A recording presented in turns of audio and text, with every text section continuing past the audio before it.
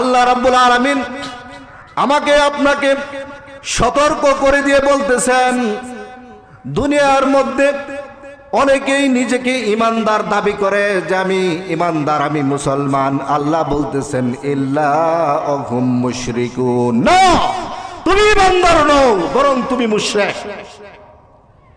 সম্মানিত ভাই ও বোনেরা,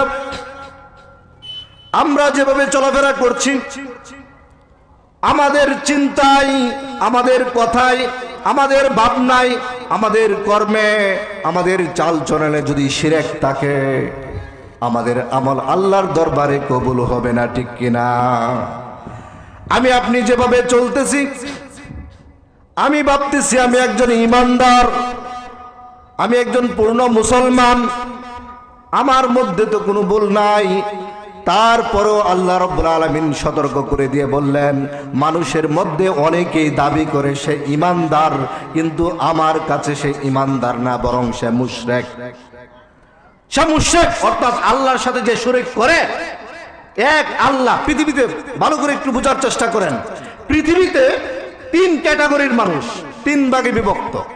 গোটা মানব জাতি আল্লাহ রাব্বুল আলামিন মানুষকে সৃষ্টি করেছেন। সূরা জাসিয়ার 56 নং আয়াত আল্লাহ রাব্বুল আলামিন বললেন, ওমা খালাকতুল জিন্না ওয়াল ইনসা ইল্লা লিয়াবুদুন, আমি মানুষ এবং জিনকে সৃষ্টি করেছি আমার গোলামি করার জন্য, অন্য কোনো উদ্দেশ্য নয়। এই মানুষ তিন ভাগে বিভক্ত। ভাই কয় ভাগে? তিন ভাগে। নাম্বার 1, এক ভাগ হচ্ছে আল্লাহ বলতে কেউ নাই, এটা হচ্ছে জিরো। তারা বলতেছে জিরো মানে আল্লাহ বলতে কেউ নাই, তাদেরকে বলা হয় অ্যাথিস্ট, নাস্তিক।